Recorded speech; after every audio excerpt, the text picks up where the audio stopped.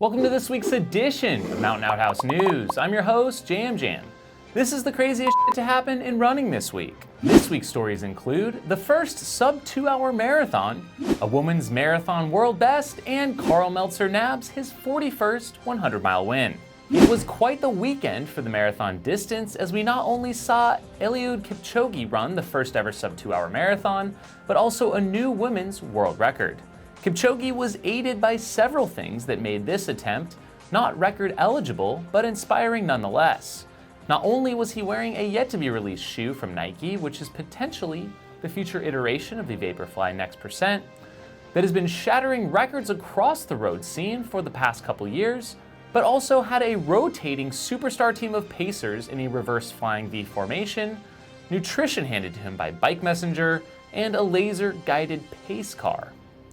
The shoes have sparked quite the debate on whether they should even be allowed in running, as they reportedly use multiple carbon fiber plates and air cushions that help reduce oxygen usage, acting as a spring effect.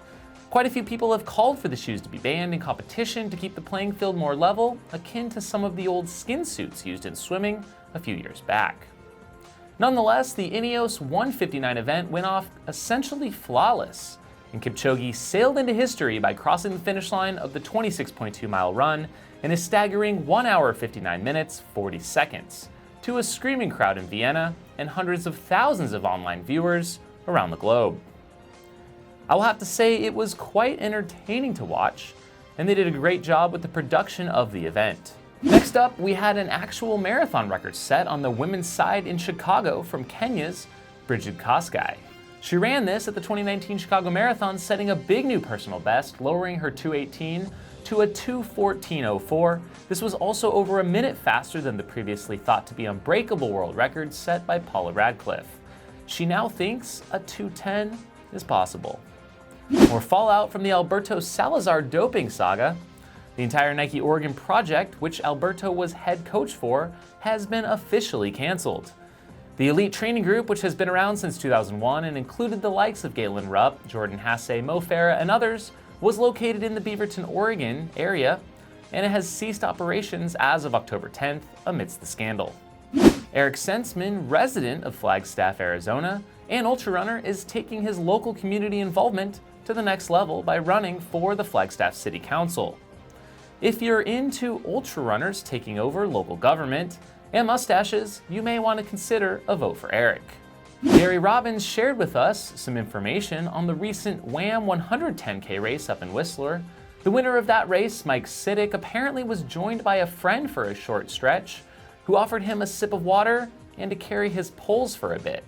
This is contrary to the event rules, which does not allow pacing or muling during the event. Gary goes on that they assessed a 1-hour time penalty, which ultimately moves his finish time from 14:57 to 15:57, but still makes him the event winner.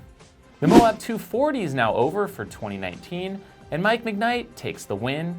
He won all 3 of Destination Trail's 200-plus milers this summer in an impressive string of performances. Mike said via an Instagram post he slept a combined 30 minutes over all 3 races. Hard to believe. Sarah Amoto took the win on the ladies' side in 81:18, her first victory here, but 3rd finish overall. An interesting story out of Moab, which has sparked a bit of controversy, was David Goggins. Often known for putting himself through hell and never quitting, back in 2007 at my first 100-miler at Angeles Crest, he ran the race and beat me with a broken toe. He stepped up to the line in Moab and after 190 miles suffered from HAPE, or high-altitude pulmonary edema, and was forced to return down to lower altitudes and get treatment at a local hospital. This did disqualify him from the race, but in Goggins style, he returned to the spot he left once released from the hospital and finished the dang run anyways. Some have praised this move as inspirational, while others have called it dangerous and foolish. Where do you stand, Outhouse Nation? The Flat and Fast Ruth Anderson set of races took place for the 33rd year, and you can choose from 50K, 50 miles, or 100K distances on a looped course. There were some smoking fast times in the 50-mile and 50K distance, with Chikara Omine winning the 50-mile in 5:51, and Lauren Newman winning the 50K in 3:17.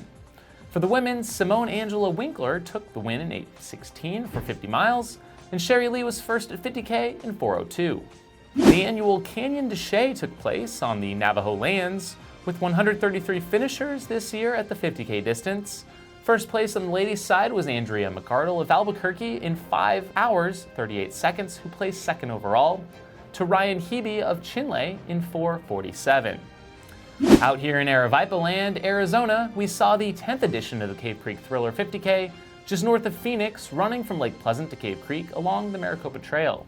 Nick Coury continued his winning ways on his path towards the 24-hour World Champs, where he'll be running as an open competitor. My bro, in the past 4 consecutive weekends, won the Flagstaff to Grand Canyon Stagecoach 55K, Hangover Night Runs 50K, Man Against Horse 50 Mile, and now Cave Creek Thriller 50K. Here's to hoping he smashes it at the 24-hour next weekend. Nick won in 4:12 in the 3rd fastest all time, beating out second place Bryce Richards by 5 minutes.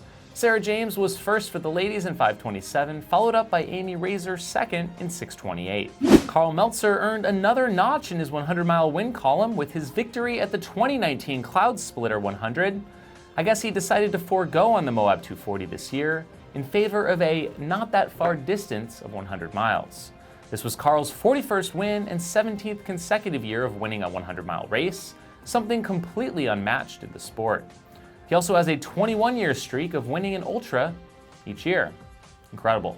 After diving into the comments section on this week's I Run Far's This Week's in Running, Karl chimed in, shouting us out and referring to us as Outhouse Knucklehead News. Karl, I'm honored.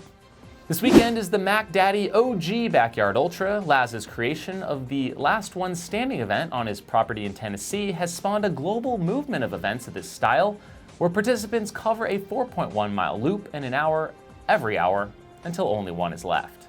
This field is again stacked with not only some of the top participants from past editions, but also golden ticket winners from around the globe who have performed well and earned their way in. Who to watch out for? Guillaume Calmette returns as the 2017 champ to face a trio of badass multi-day men in Joe Fiji's Bob Hearn and Dave Johnston, who all just faced off at 6 days in the Dome. There's also Philip McCarthy, Dave Proctor, and others. For the ladies, Amelia Boone, Maggie Guterl, Jasmine Chiaramonte, and Liz Canty will all face off. And with that, thanks for tuning into episode 167 of Outhouse News. The show would not be possible without the support of our Patreon contributors, who help with the production of this show each and every week. Join the Patreon crew at the link below for as little as $2 per month. Huge shout out to our $50 level supporters, Squirrels Nut Butter, Brian Sands, Base Medical, Ultramarathon Medical Care Online Course, Ultra Trail Blazers, Sean Trujillo, and the Twisted Fork Ultra out of Park City, as well as our $25 level supporters, Bluebird Running Company, Josh Goldstein, Carrie Savage, Renee Fine, Casey Carter, and Jeff Holbrook. Thanks for checking out the show, and we'll see you next time. If you have crazy stories to share or a question or feedback for the show, please leave a comment below. And finally, if you'd like to own this custom pair of Jam Jam sunglasses, complete with a signed certificate of authenticity, check out the link in the description. Have a shitty week.